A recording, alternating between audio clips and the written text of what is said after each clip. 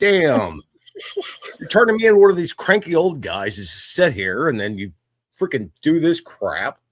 Welcome, everybody, cranky old anglers. Mark is under the weather tonight, and I have the crankiest of old anglers filling in tonight with him. I wasn't cranky till you invited me on this damn show. You're really not cranky. You're just a dick. And your point is? I know. There's no point to it. It's just facts, man.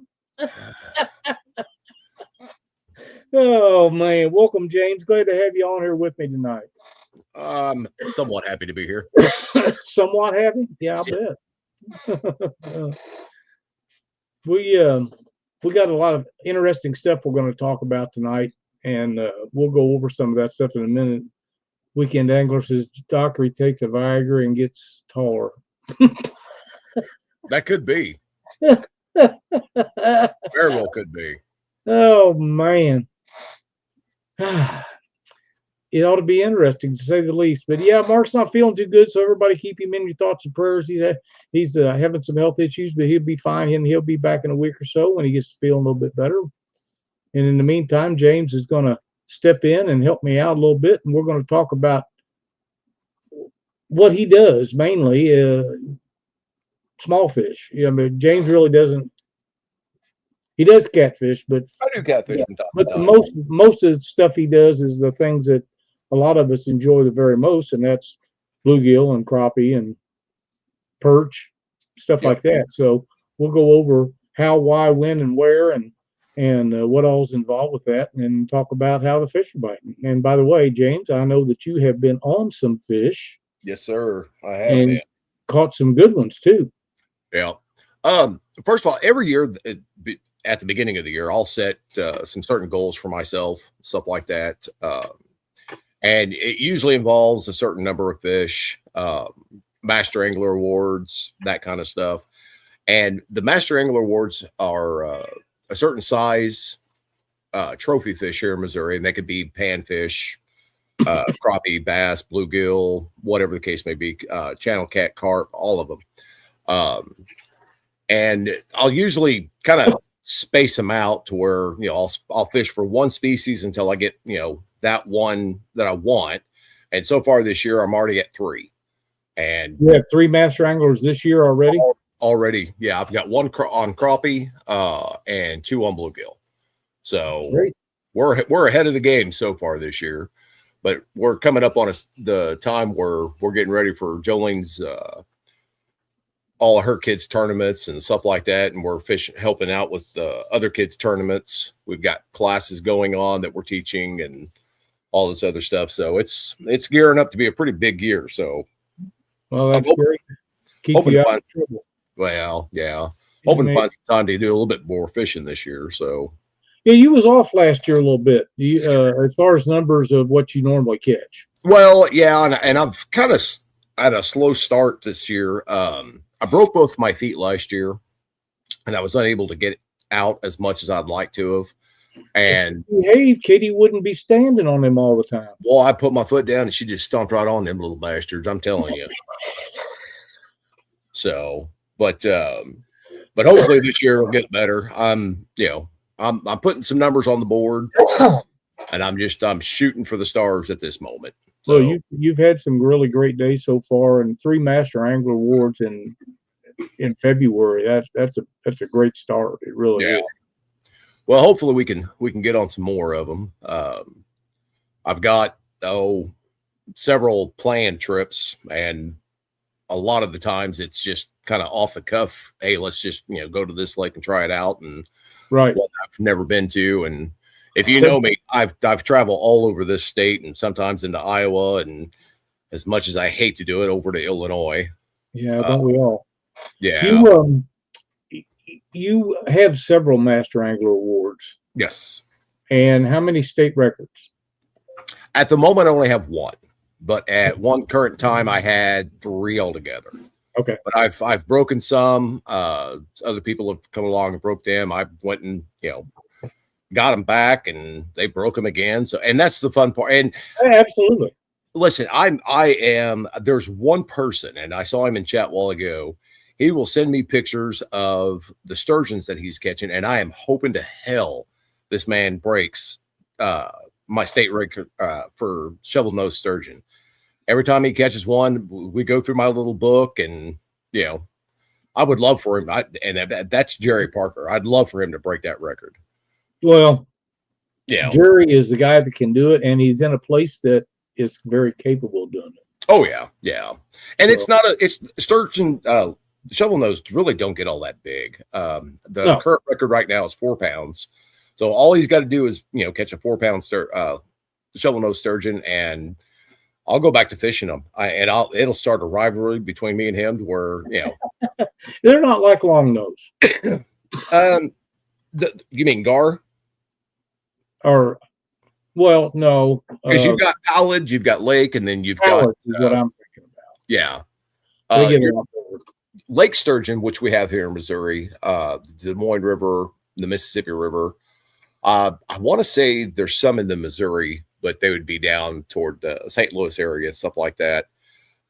They get massive. So, but they're still conservation protected. So, but along with the pallid sturgeon also. So as soon as you catch them, you have to release them back into the water. Yeah, exactly. And sturgeon smoked is great table fare. That's the only way that I know of it it's any good to eat, but it is great table fare if it's smoked. I've caught the damn things. I have a case of the red ass about them simply because the Department of Conservation spent millions and millions of dollars building a channel that runs from the Mississippi River to the Missouri River so they have a place to breed, and they've never caught one out of it since they built it. Just wasted all of our money, so that's the thing I've got against sturgeon. Other than that, they put up a pretty good fight. They're fun to catch, especially in them rivers where the current is so strong. Yeah. Well, and it's just like you catch or hook into any type of fish in any type of current, they're going to fight harder than, just a regular body of water. So well, let me ask you a question, since we're on that topic about current and fish. What fish do you think uses the current to their advantage and puts up the biggest fight on the big rivers?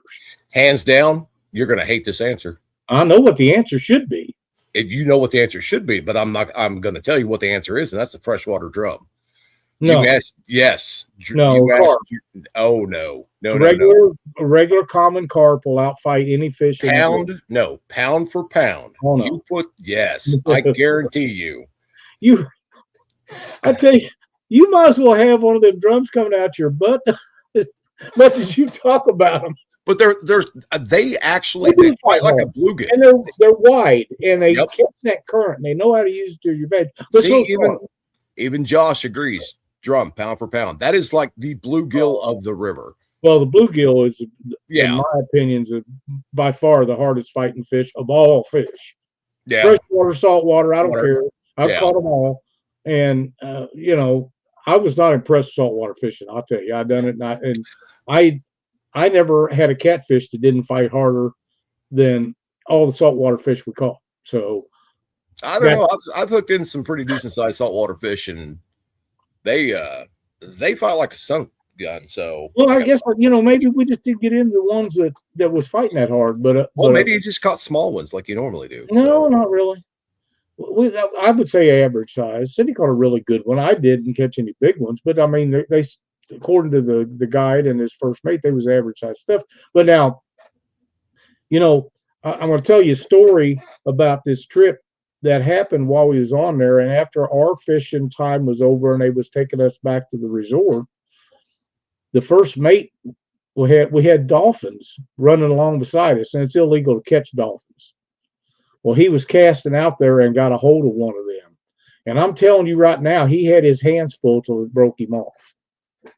It really did. It was a handful. They looked like that would have been a lot of fun, but that was several years ago when I was probably a little more able to do it than I am now. But you get a 20-pound common carp. 20-pound common carp in the current, especially if that current's rolling. Oh yeah, no, but again, all fish doesn't matter what the current is. I mean, if there is a little bit of current in that body of water, that fish is going to be able to use it to its advantage. That's right. And let's face it, James, lake fish, no matter what kind it is, are not as, they don't put up near the fight as river fish do. No. River fish have to fight that current every day, all day long, whether they're in it all day long or not. They're still exposed to it, so they just are more muscly, and stronger fish, stronger swimmers, and stronger fighters. And river fish just fight harder than lake fish. I have become to be very fond of crappie because I like to eat them, and for the most part, there wasn't today, but for the most part, they're not too hard to target. But the ones that I catch on these little lakes, unless you get a big one, they really don't fight too hard. No. But they taste just as good. Oh yeah. Some of the places that I've been this year so far, the bluegill bite is amazing. The crappie really haven't started biting too awful hard yet.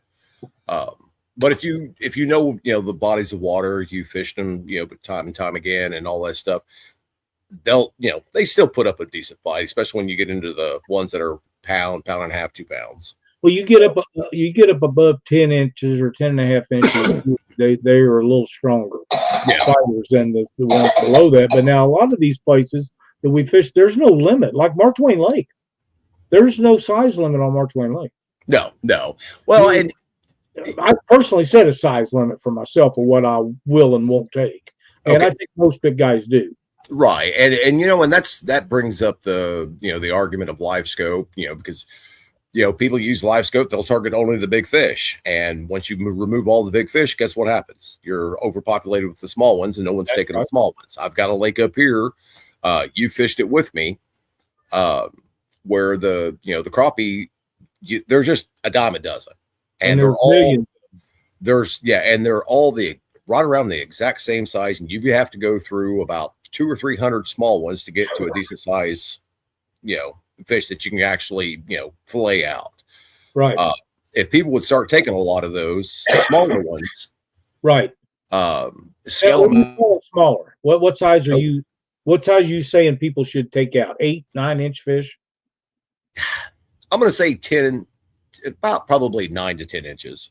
That's the perfect size, to just descale them, cut their heads off, gut them, throw them in a pan, fry them whole. I fillet them all.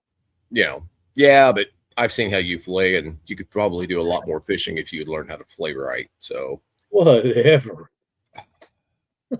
I went up there and watched you fillet out these fish, and I got tired of sitting there watching you fillet one fish for every 5 that I filleted. Oh my God. You are so full of crapola.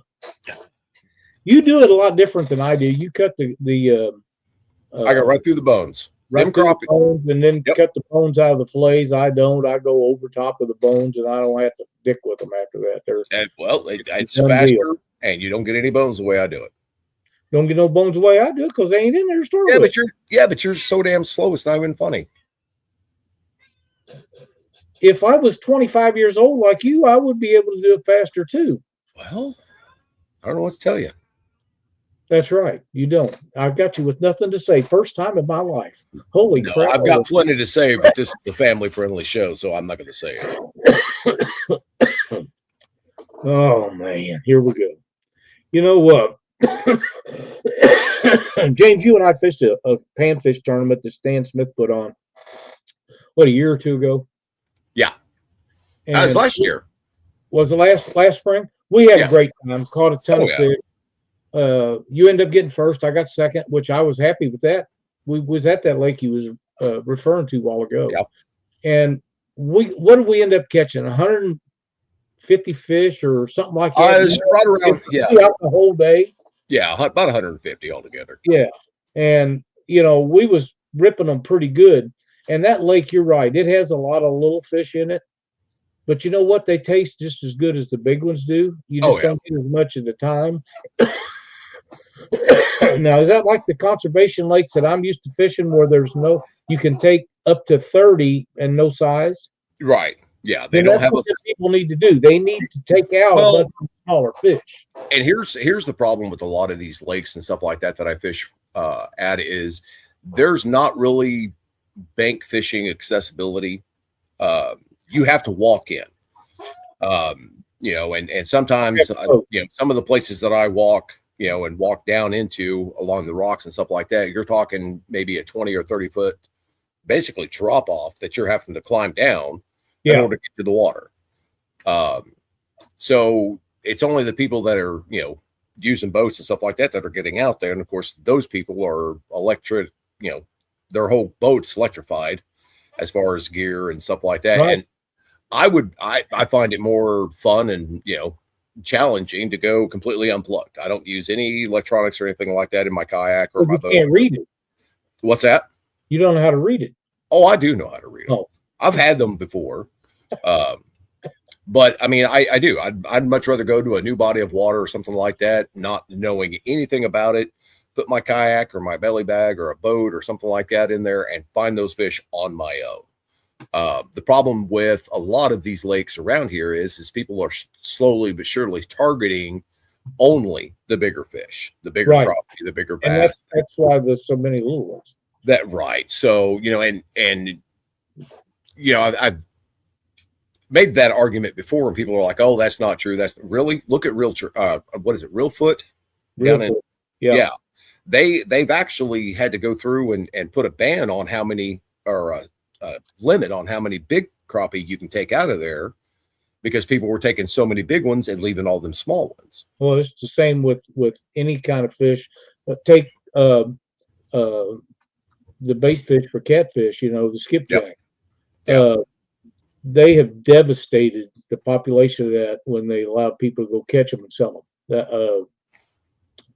You used to be able to go places and get as many as you want in just a short order. But these guys go in there and they take a truckload of coolers out of there every day and take them and sell them. There's only so many places that can withstand that kind of drawdown. Well, and not only that, but a lot of these guys that are doing this, I'm not going to say a lot, but there's a large handful of them that will go down to Kentucky and Tennessee and stuff like that and catch all these skipjacks, bring them back here to Missouri and sell them without a commercial fishing license. They're just selling them out of the garage and stuff like that. And they can't, commercial fishermen, they have to keep records. Now, a lot of them don't. They're supposed to. And that is how a lot of the DNRs and stuff like that gauge off of, putting a limit, a season, that kind of stuff. And when these guys are doing that, they're screwing us all over. So yes, they are. It hurts everybody. And that's why when Illinois was having such a financial issue with their DNR here a few years ago, they put all the commercial fishermen on a basis where they just could write down. They didn't check them. And as far as I know, they still don't. They just write down, well, I caught 5 fish today or 30 fish or whatever the case may be, or how many ever pounds it is. They can write down anything they want. Yeah. Once a fish are harvested and cut up, they go. Missouri's not like that. No. They standard, and they're going to do their job. But Missouri is not like the rest of the states. As far as I know, they're the only state that has a conservation department that regulations for hunting and fishing and conservation stuff through its own entity. Everybody else is run by a state. Right. And they are probably the most revered conservation department in the entire United States. There's a lot of states that have modeled their conservation departments after Missouri's. And there's always a big push every year. It comes up that where the state of Missouri wants to take over, for the financing and stuff like that, and for the conservation department. And it would be one of the worst things that could possibly happen. Absolutely. I agree? And I'll say this right off the bat: I don't agree with everything the conservation department does. Oh, me neither. If you agree with everything they do, you're no longer part of the problem. You're in a cult, folks. That's exactly right. So that's like the now they spend all that money on them sturgeon. That's the most useless thing I ever heard of in my entire life. I don't agree with all of their deer hunting regulations. Yeah. What is Missouri now? 3rd or 4th population in states of deer? I'm not insurance really companies would sure. love them to open that up and kill off about 1 million of them because Oh, yeah. they pay them tons of money. Yeah. They have. I remember a time when you hardly ever seen a deer, and now you drive through the country and you rarely don't. Okay, but you're talking about the time of David Crockett when you were just as knee high to the grasshopper. So, I mean, I kicked that grasshopper's ass. I'll have you know. I'm sure you did too. I put him on a hook and used him for catfish bait. You two are about the same damn size. So, no, but yeah, you're right.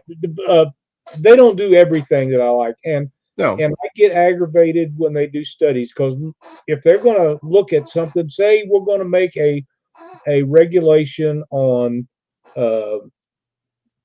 Asian carp or sturgeon or drum or whatever it is, the studies they do will take a minimum of 5 years. Yeah, I see no reason for them to take that long. One of the problems is those guys, when they go out to catch those fish, most of the time they're using generators, they're shocking the fish up, and a lot of them guys don't know where to find them. And they're asking fishermen, well, hell, they ain't going to tell them where the fish are at. You know, come on. Okay, but here's the problem, though. Why won't you? All right, and here's so they don't want to run them off. Once they're shocked, they don't come back. Yes, they do. The hell they do. Oh, yes, they do. I'm here to tell you right now. I can prove it. Okay, prove it. Go ahead. Before, when they had the big tournaments in Louisiana, Missouri, at the time, the last one they had, it was the Cook's Boat and Motor Tournament. They had it 3 or 4 years in a row. And at the time, 107 boats was the largest catfish tournament anybody had ever heard of, and that's what was the last one they had. And the last 2 years, they would go down below the Clarksville Dam and shock all the way across that dam, and above the dam, they'd go and shock all the way across above there. You might as well not go down and fish because there wasn't none. They's gone.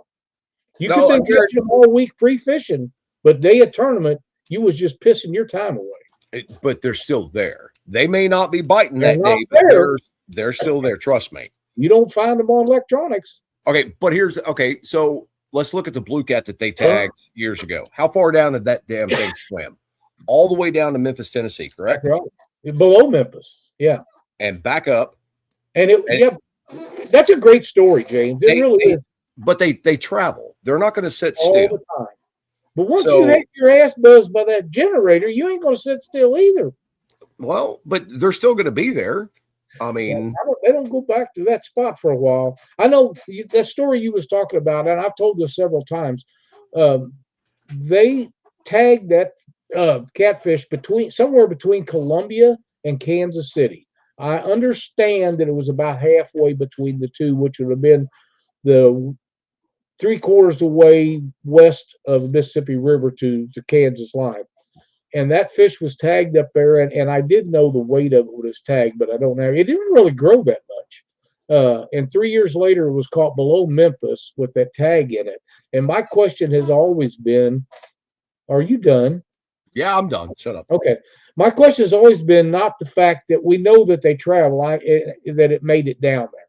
How many times did it make it down there? And how much further did it go? Or was that the first time? See, I think they should put tracking on those fish that they're going to tag. Well, but for the most part, I mean, what they're tagging, that's where they're encouraging the anglers themselves to help out.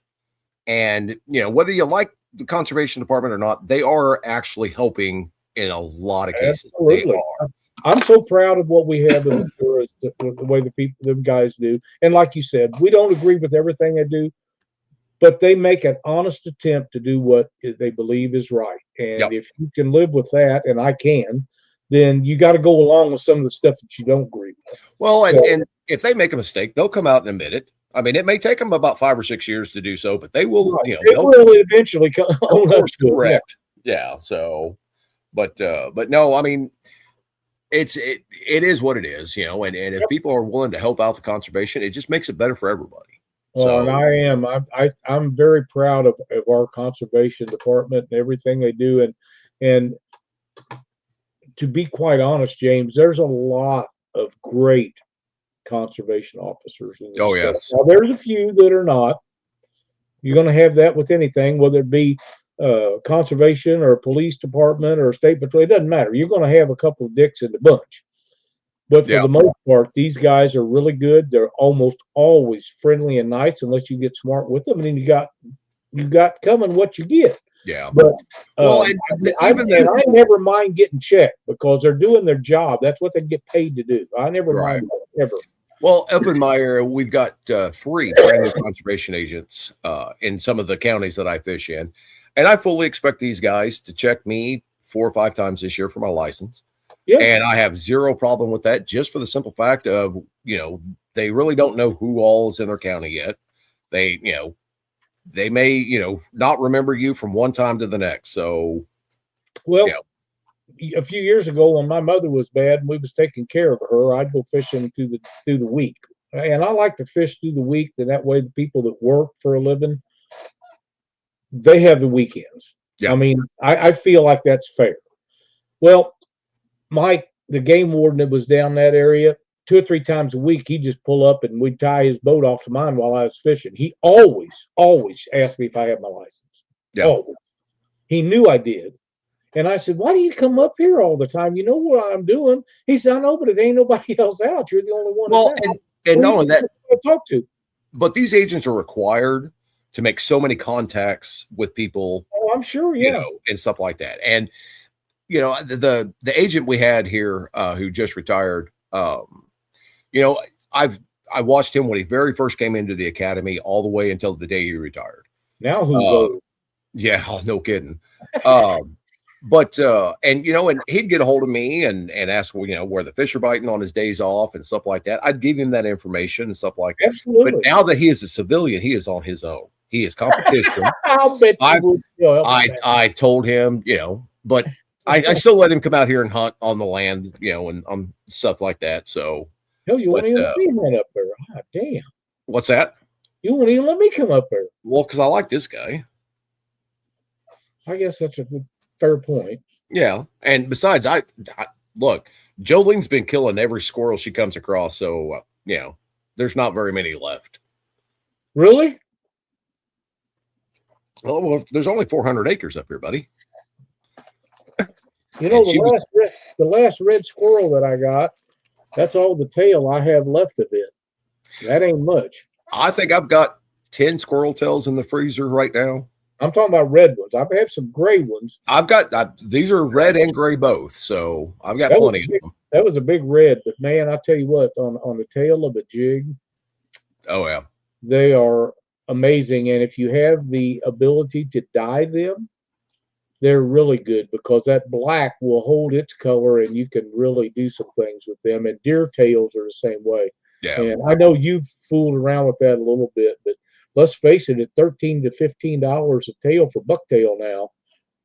And a deer tag is only like $14.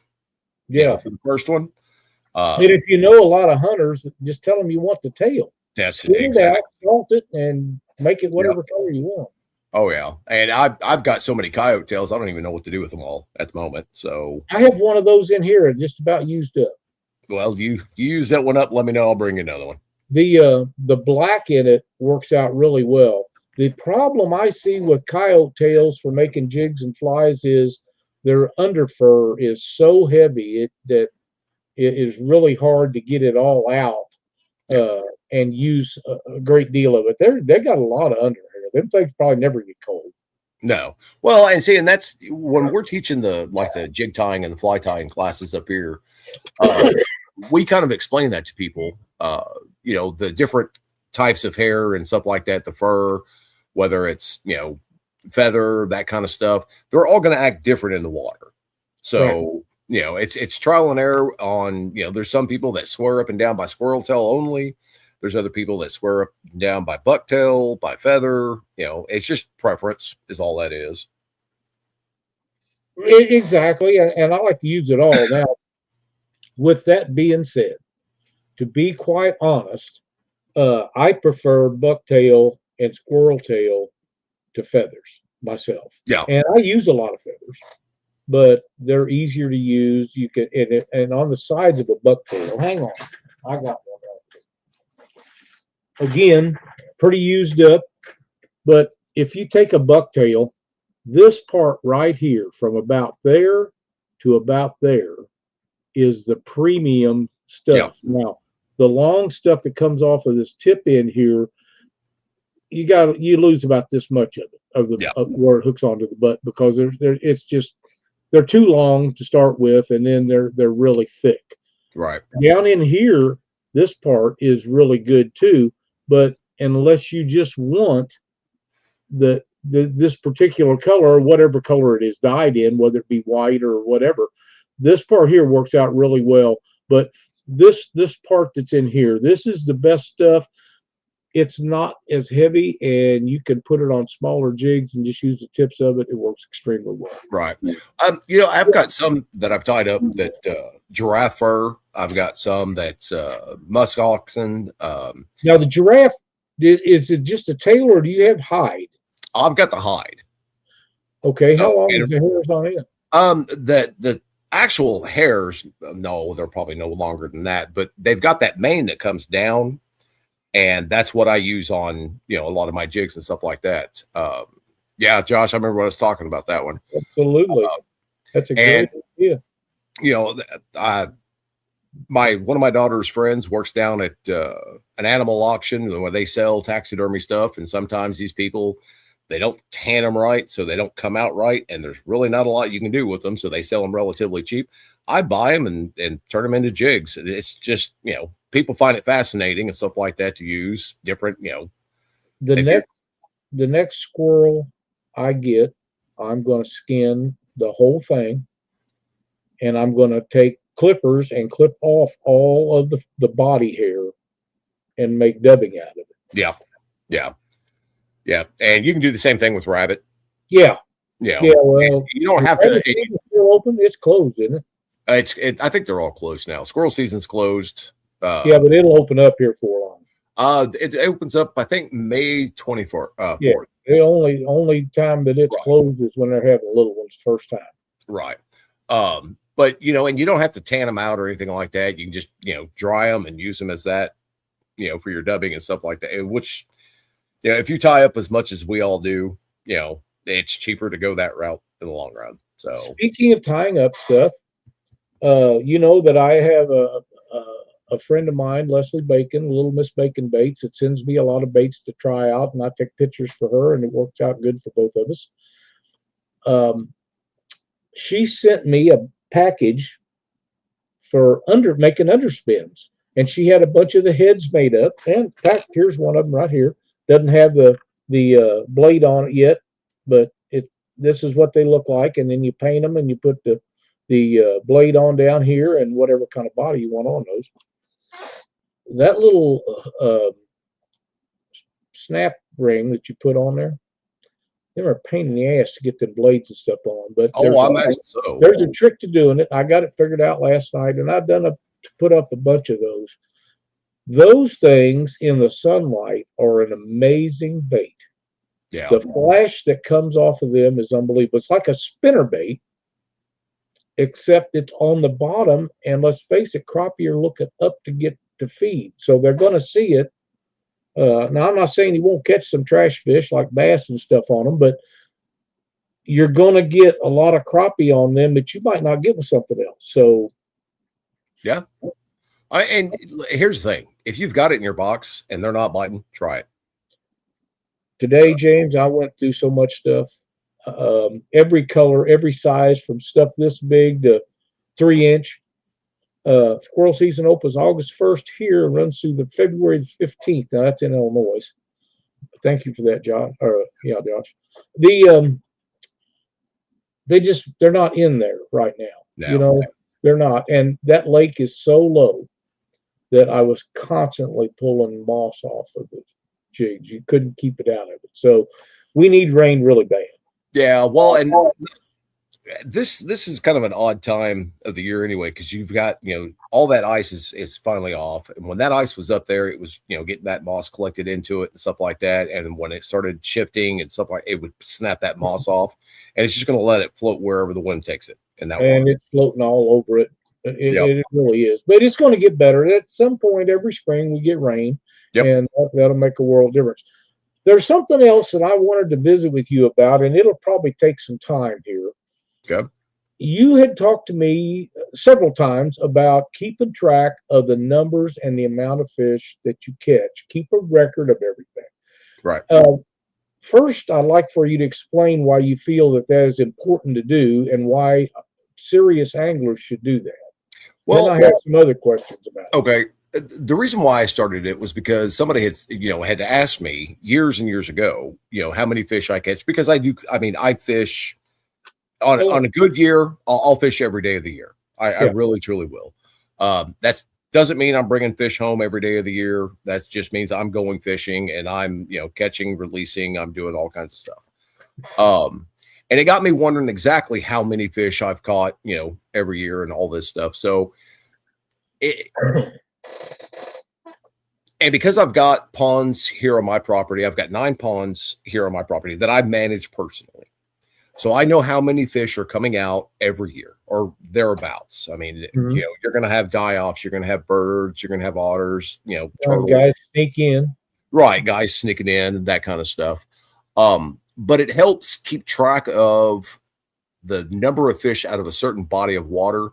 Because if you're not pulling, if say you've got a 5-acre lake, all right, and you've got it stocked, it's been, say, 10 years since you've stocked it, you've got bass, crappie, bluegill, bass, everything in there, that you would normally want to catch.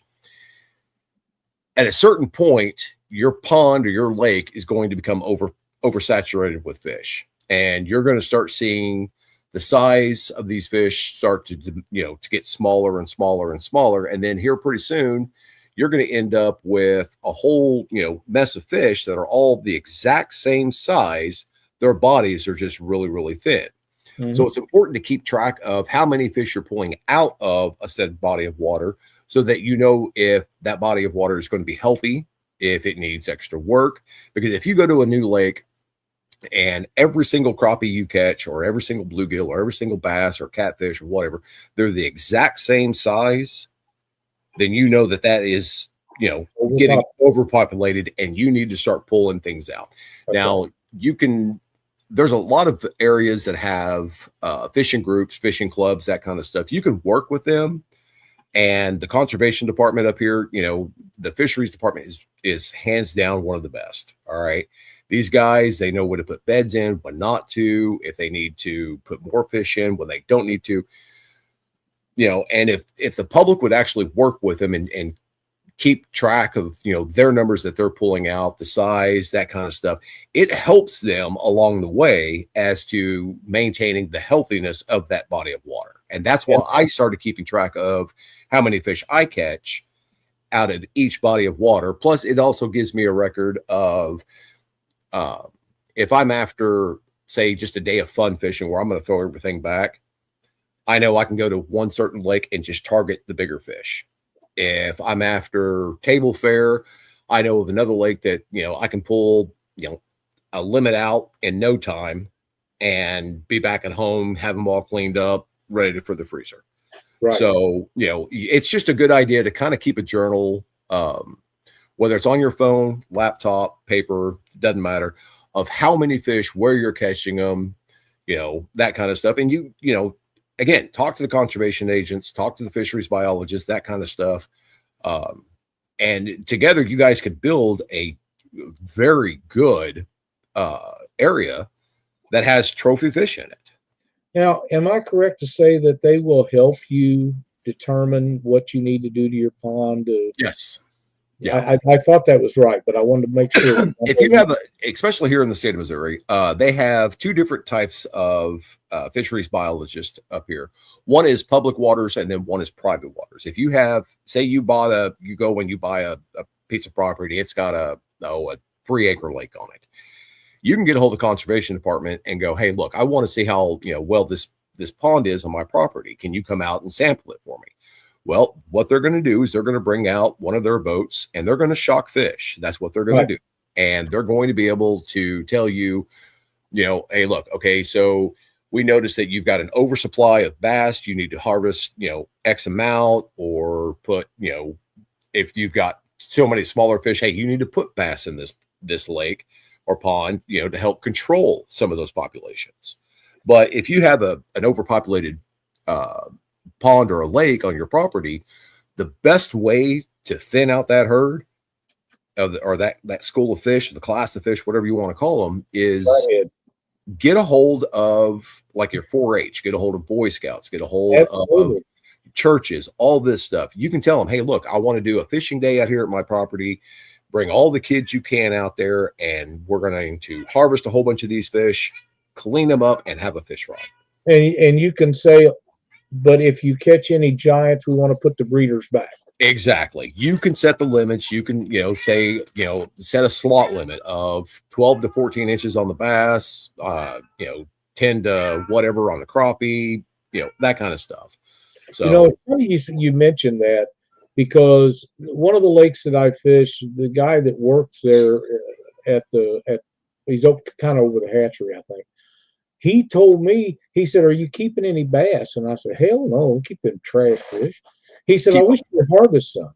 Yes. The smaller ones. He said, "The overs you can throw back, and the ones that's in the slots you have to throw back." He said, "But those unders," he said, "man, if you don't mind, if you want to eat them, take them all of them home that you want, because there's too many in that lake."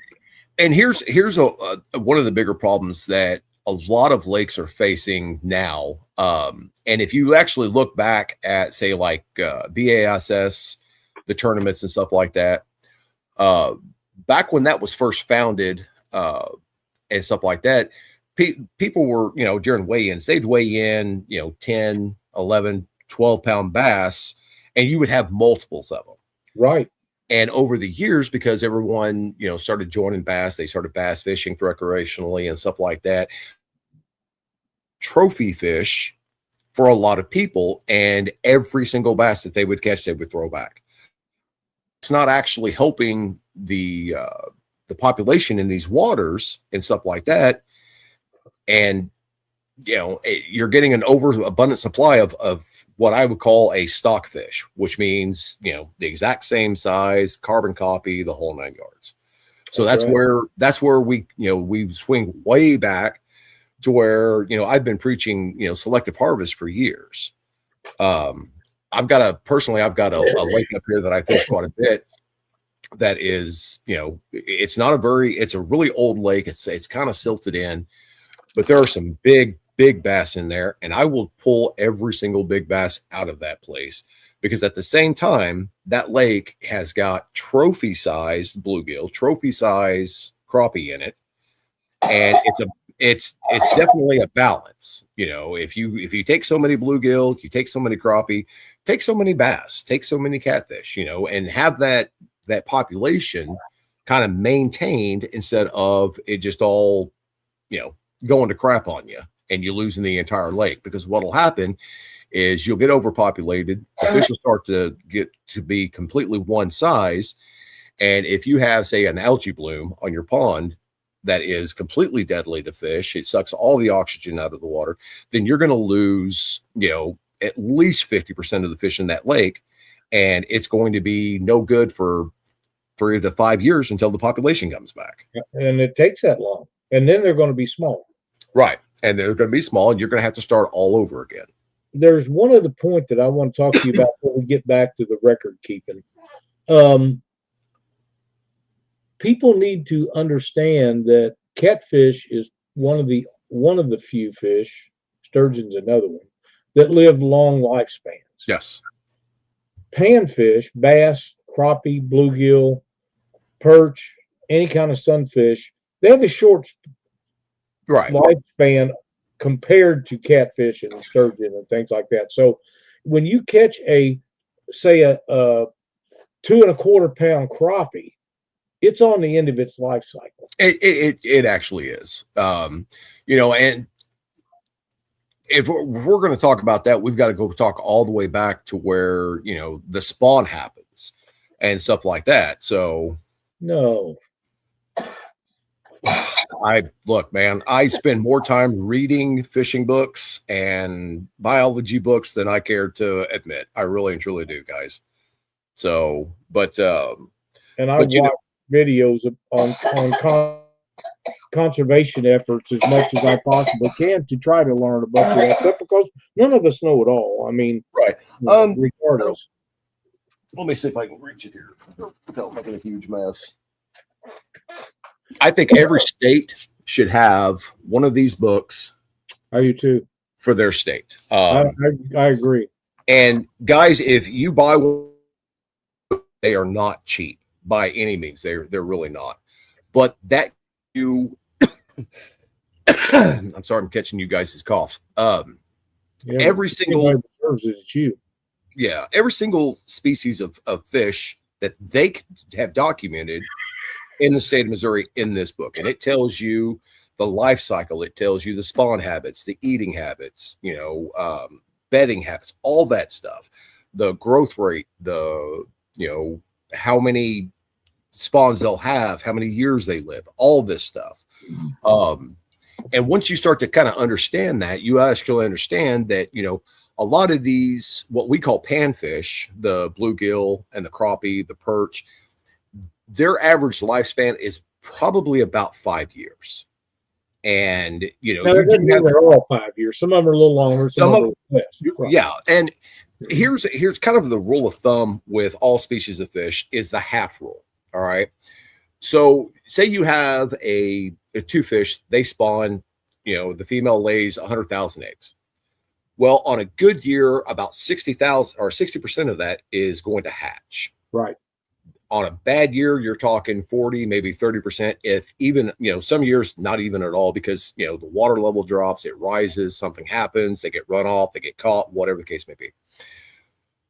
When those fish do actually start to hatch, that class of fish is going to be cut in half the first year. They're going to die from shock. They're going to die from cold. They're going to die from an illness. They're going to die from being eaten, whatever the case may be. Right. The following year, that's going to get cut in half again, and so on and so on and so on down the road. So, and before anybody goes like, oh, that means that we're going to run out of fish. No, we're not. We're not. You're never going to run out of fish. Trust me, you won't.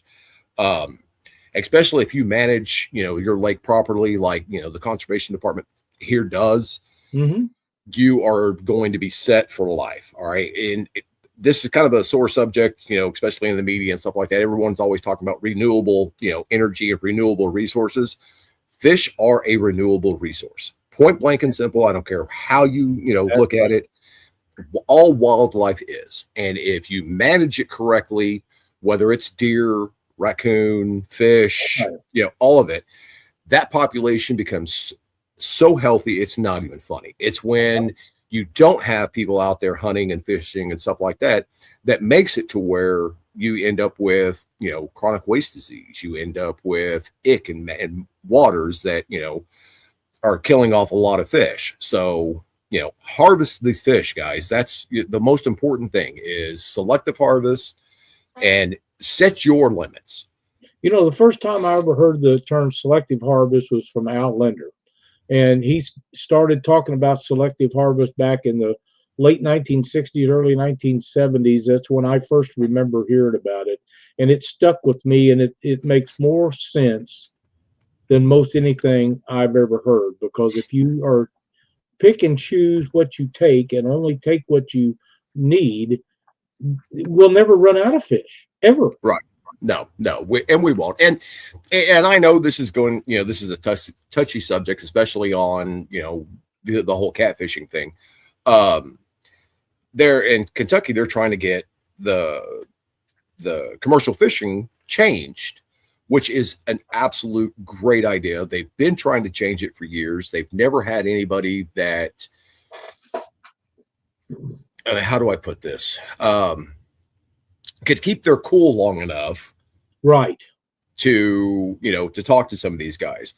And guys, I'm here to tell you right now, the person that I see that is actually going to get more done than anybody else is Ryan Bortz.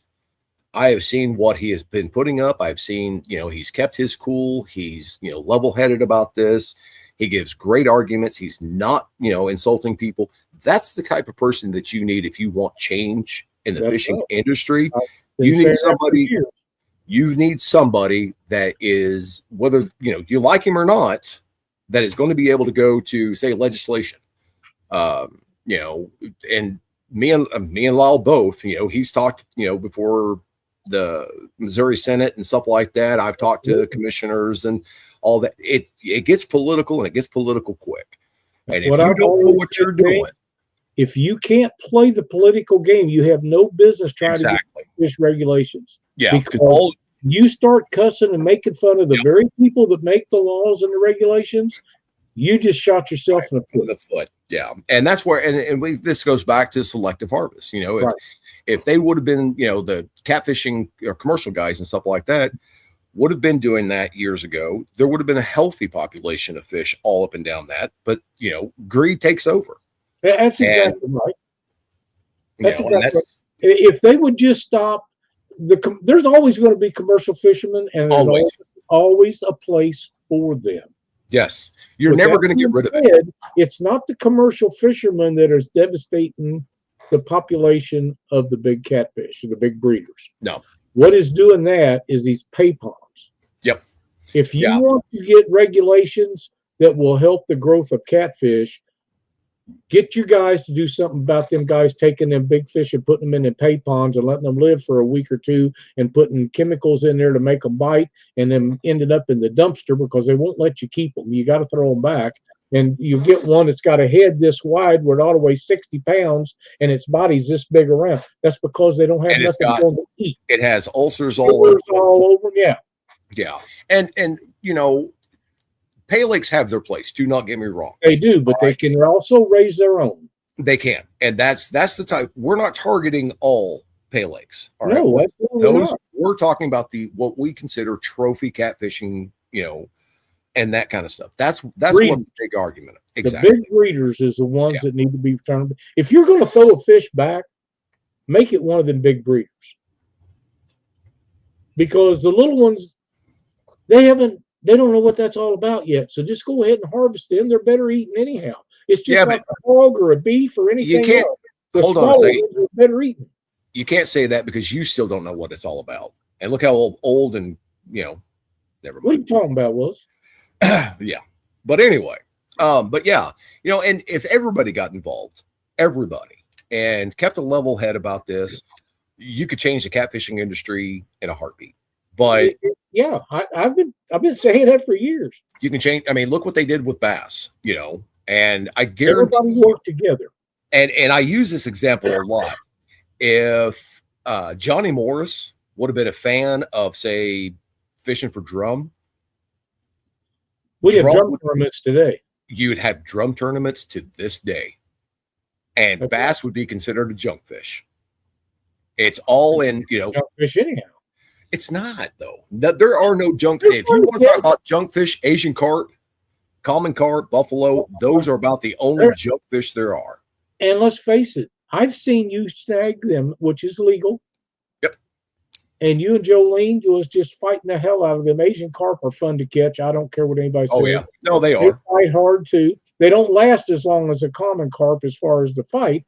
Right. But you're not catching them in the mouth either. You're snagging them because they don't eat bait. Well, and here's a lot, something they passed a couple of years ago. You are not allowed to throw any carp back in the state of Missouri, whether it's common. Not even common carp? No, sir. Once you catch them, they are yours. You're supposed to destroy them. Yep. Kill them, throw them back in the water dead. You can eat them. You do anything you want to with them, but don't put them back in water. Yep. I didn't know common carp was on that list too. All carp, whether it's common, buffalo, all of them. Buffalo's good eating. I've had buffalo before. I'm just not a big fan of it. It's not bad. It sure beats the hell out of them drum. No, sir. Oh yeah, absolutely does. Now I want to get back to something we was talking about earlier, and that's keeping track of the records. Yep. I have a form that I go by that tells what kind of fish I caught, how many fish I caught, what size they were, the conditions of the weather. Can you go through what you keep track of so people know what to do? Because you can do this on a regular spiral bound notebook. You can, or there's computer programs. You can buy a fishing journal that's already set up this way. Right. I don't keep track of all that much. I keep track of where I fished, and how many fish I caught and how long I was there. That's it. I don't care about the weather. I don't care, about the wind or any of that stuff. And the reason behind that, again, is I want to be able to go, okay, you know what? I'm going to go fishing today. And if the wind is blowing out of the east, they say that, the old saying, if it's out of the east, they bite the least, all that. That's right. No, if you go out and you know where to fish, and how to fish and all this stuff, you can still have a successful day. Sure. And, I tell people, especially in the fishing classes that I teach, for me, fishing is about 10% skill and 90% luck. It doesn't matter where you go. It doesn't matter what kind of information you have, whether you fish that lake, once or 1,000 times. If those fish are not wanting what you are throwing them, it's just not your day. Go home. They got to win sometime too. Oh yeah.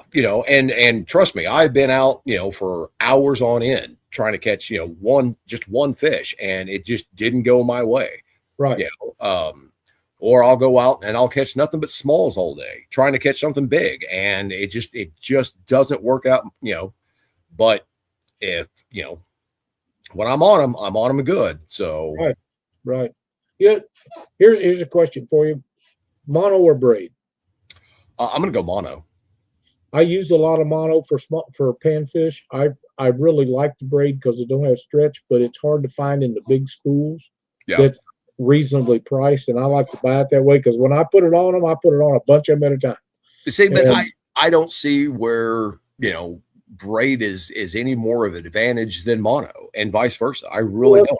The action of the rods is most of it, and and a lot of it is just your personal preference. It really and truly is. The one thing I ask folks, if you bust off your line out there on the dock or whatever, put that extra line in your pocket. Don't just throw it in the lake or up on the bank. I caught a wad of line today, and it had been wrapped up and wrapped around. So somebody had broke off or had a wind knot in it or something and pulled it out.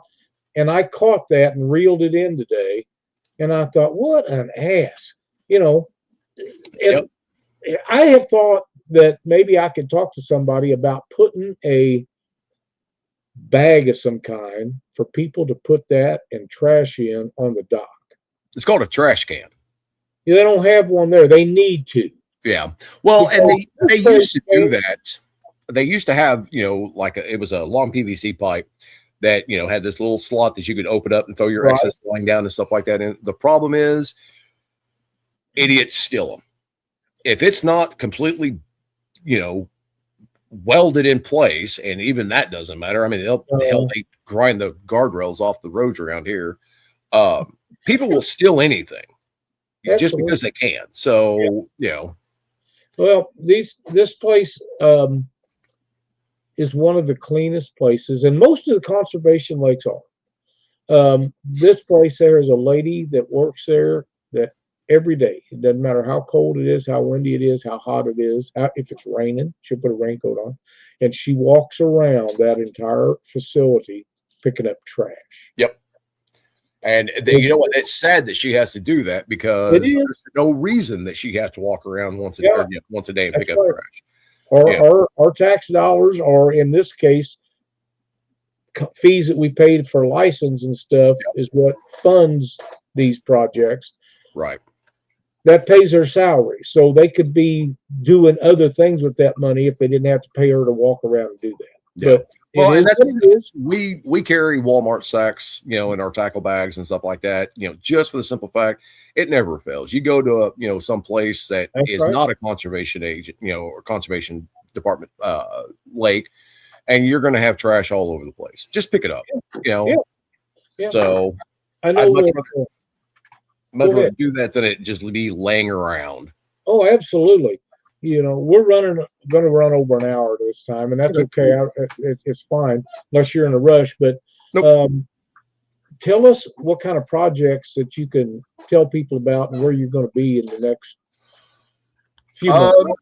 I've got several fishing programs I'm going to be doing at Thousand Hills State Park. I've got some painting classes that I'm going to be teaching. Yes, I paint. We've got archery programs that we're teaching this year, fur bearing classes, reptiles, amphibians. We're going down. What's that? Snakes. Snakes. Yes. Snakes, all that kind of stuff. Don't even make good catfish.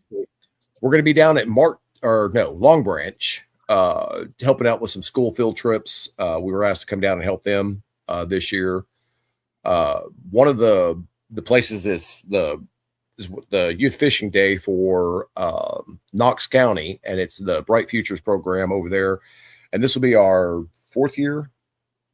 I think it's our 4th year of going over there and helping out with the kids tournaments and stuff like that. Thousand Hills State Park, they put on a kids fishing tournament there every year. Jolene always enters it. And of course, it being Jolene, she's won the last 2 tournaments down there. And good for her. This will be her last year. She's going to be aged out by next year. So she's looking forward to it. Against the adults. And she's looking forward to it. So I guarantee. Did you tell me that she wants to fish in a tournament against you and me? Yes, she does. Yep. Yeah, she said she liked that. She goes, I know I can't beat you. She goes, but I can beat Lyle. Oh. So. Well, she's pretty successful. So just a minute. I'll take you out in a minute. But yeah, she does really well, and she is a great fisher person also. Oh, she is. Yep, she definitely can hold her own against a lot of people. So, absolutely. And it's actually sad that every year that she's fished these tournaments, she literally has to compete against adults fishing for their kids in these tournaments because they won't let the kids do it, or they don't teach them ahead of time how to do it. Or the kid gets bored and starts wandering off, and the parents still, they think that this is the way for their kids to win, and it just irritates the living snot out of her. And I'm like, yeah, but. Maybe I was like, you got to do what you got to do. I mean, you keep out fishing everybody, and it doesn't matter. Yeah, doesn't matter. So one of these days we'll see her in a big fancy, big shiny boat running up and down the lake catching fish and competing against all the big dogs. Well, let's hope so. That's what she's wanting anyway. Is that so? Good. Yeah. So, ouch. Well, you got a lot of projects coming up. And, I do. If Mark's feeling better, maybe he'll be back next week. And if he's not, then you're going to help me out again, and we'll figure out something to talk about. We might tie some jigs, or we might talk about something completely off the wall. And you never know, especially with James. Yeah, that's right. I might show up drunk. You never know. You might. The thing that I want to talk about, and we don't have to do it tonight, we can do it another time. You have got into catching these perch. Now, I'm not talking about bluegill and stuff like that. I'm talking about yellow perch. Yep. And they're not everywhere in our state. No, they are not. And do you know the limit, the lengths or size that it takes to get a master angler, a perch in the state of Missouri? I do believe it's 10 inches is all it is for a yellow perch. Yeah. Yep. And size. Kind of tough, isn't it? What's that? Kind of tough to get 10 inches in Missouri. Not really. Really? No, yeah, the one of the lakes up here have them. And again, you weed through, the smaller ones and stuff like that, but you could probably catch, I don't know, maybe 4 or 5 of them. Master Angler Awards, size yellow perch in a day. If you just, you go and you throw your lines out and you know what you're doing. I mean, it took me a long time to figure it out and, stop listening to other people that tell you, oh, this is exactly what you got to do. And I was just like, no, I'm not going to do this anymore. And I went back to your house. Yeah, I do. Okay. Yeah. No, it's Katie. She's just, yeah. Okay. One more question about the perch. Yes, sir. Yes. I have heard from multiple people that they are the tastiest of all fish. Not even close. Your opinion? Not even close. Yeah, that's what I thought. Yeah. Freshwater drum are the tastiest. How do I remove this clown? What the hell? Can't believe you jackass. Kicking a guest off. It's no wonder you can't get guests on this show anymore. Always treating them like this and then kicking them off when you don't like their opinion. Really?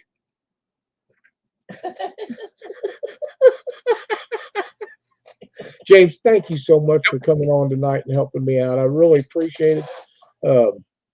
We covered a lot of ground tonight, and we're going to cover some more the next time we get together. We need to get together and do some fishing one of these days. It's going to warm up. We got some more cold weather coming, but we got a lot of warm weather coming. We got all spring, summer, and fall until the ice comes again. How much ice fishing did you do this year? I didn't do any. That's what I thought. Yeah, when the ice was good and the weather was horrible, exactly. And you know, I take that back. I did about maybe 3 or 4 days, but it was nothing serious. So yeah, I just thank you, Joe. Appreciate it. But it's like I said, all of our water is kind of halfway thawed and all that, you know. So we're going to definitely get back on them again here pretty quick, and we'll go from there. That's cool. I'm glad to hear it. And like I say, we'll get together next week or something. We'll see how Mark's doing and talk about stuff. Pardon me. And get things lined out. I want to thank everybody for watching the show tonight.